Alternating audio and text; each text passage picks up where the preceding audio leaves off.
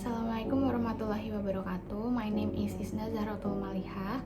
I'm from class A and my student ID number is E1A025099 and my study program is Law from University Jenderal Sudirman and course instructor is Mem Nisa Royi Iasa, SPD ME Sol. And here I will analyze about Pertamina oil corruption scandal. Number 1, background of the case is the Indonesian Attorney General's Office is investigating a major corruption case involving PT Pertamina, the state-owned energy company. And the case covers the period from 2018 to 2023. The acts involved in the scandal include irregular crude oil and fuel imports, unlawful shipping leases, and fuel terminal contracts manipulation. The corruption is estimated to have caused a massive state loss about 285 trillion rupiah. An earlier cited figure in the document suggests a loss of 193.7 trillion rupiah. The investigation has named multiple suspects, including the executive from Pertamina and its subsidiaries such as Rifa Siahaan, Yogi Firnandi, Sanidiar Saifuddin, as well as managers and private sector figures like Muhammad Riza Khalid. Number 2 is legal issues and applicable laws. The core legal issues stem from action that constitute various forms of corruption and breach of fiduciary duty by state-owned enterprise or SOE official. The legal issue or violation description applicable law or principal state final loss is the core indictment is causing financial losses and state finances or economy. The estimated loss is about 285 trillion rupiah or approximately $17.9 billion.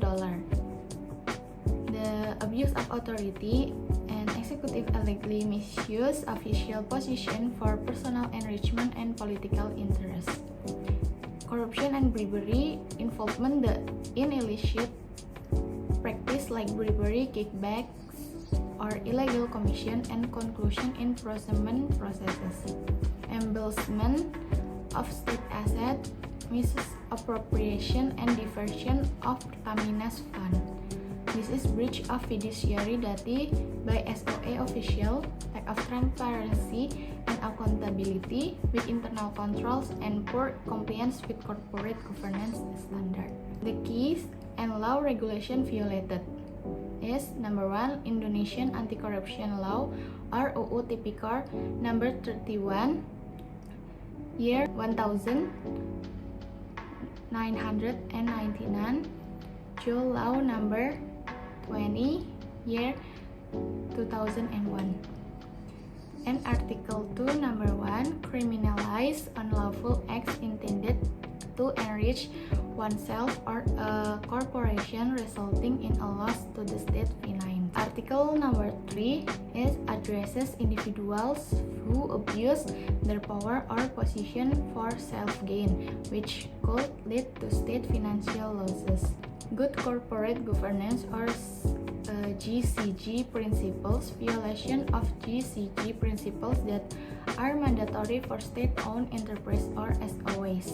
And oil and gas law or MIGAS, Article 53 and 55 prohibits the illegal misuse of transportation, storage, or trade of oil that violates specific regulation and licensing. Consumer protection law, Article 8 number 1, relevant if the corruption involves manipulating or reducing the quality of fuel. For example, paying the price of RON 92 for lower quality, that is RON 90 fuel. Number 3 is analysis of authorities' decision and reasoning. The document focuses primarily on the action taken by the Indonesian Attorney General's Office, or AGO, which is the prosecuting authority in this case, is strength of the handling, scope and the scale.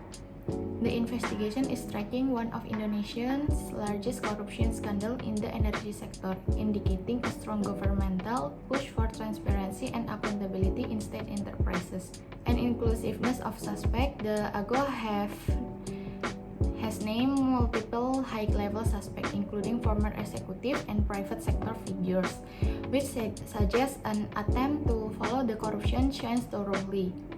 Clear legal basis, the indictments are based on the Core Anti-Corruption Law or UU Tipikor Article 2 and 3, focusing on the critical elements of state financial laws and abuse of authority, which is a strong legal foundation. Next is weakness and inconsistencies. Lack of detail on reasoning. The provided text does not offer the reasoning or justification for the decision made. Example is why certain individuals were named as suspect over other, or the specific evidence linking them. A proper analysis of the reasoning is impossible without the prosecution detailed case file of judicial evidence. Potential for political influences. While the state goal is transparency, the recurring nature of such corruption suggests weak institutional oversight. The involvement of political elites in the alleged conflict or interest raises concern about the potential for political pressure or interferences in the judicial process. Number 4 is state and legal argument. I agree with the authorities' aggressive handling of the investigation and naming of high-level suspects. The rule of demand that those in position of power, especially in strategic state-owned enterprises like Pertamina, behold the highest standard of fiduciary duty and accountability. The massive state financial loss, about 298 trillion rupiah. The massive state financial loss, about 285 trillion rupiah, is a direct, quantifiable injury to the public treasury, falling squarely under the scope of Tipikor Law, Article 2, Number 1, or about state financial loss. A strong prosecution serves as critical deterrent against future company in the energy sector, which is vital for Indonesia's economy. The action describes abuse of authority and embezzlement are fundamental breaches of the mandate given to SOE official. The prosecution based on Tipikor Law Article 3 about abuse of authority correctly targets the misuse of public trust and power for personal gain. Number 5 is ethical or social implication. The recurrence of corruption cases significantly damage public trust in SOEs and the integrity of the oil and gas sector. This undermines the social contract between the state and its citizens. Economic impact and fairness. The estimated financial loss of over 285 trillion rupiah diverse public resource that could have been used for development infrastructure or subsidies, thereby harming the general public and reinforcing economic unfairness.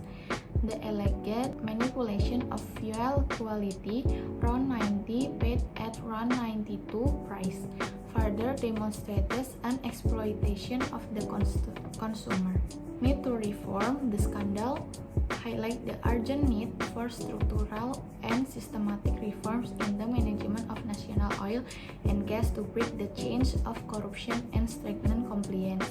And the conclusion is, I agree with the Indonesian Attorney General Office decision to aggressively prosecute this major corruption case, charging suspect under the Anti-Corruption Law or UU Tipikor for causing massive state financial loss and abuse of authority. This strong enforcement is essential for upholding the rule of law, protecting public finances, and restoring severely damaged public trust in Indonesia's vital state enterprises. Thank you. I'm so sorry if there are any mistake I made. Assalamualaikum warahmatullahi wabarakatuh.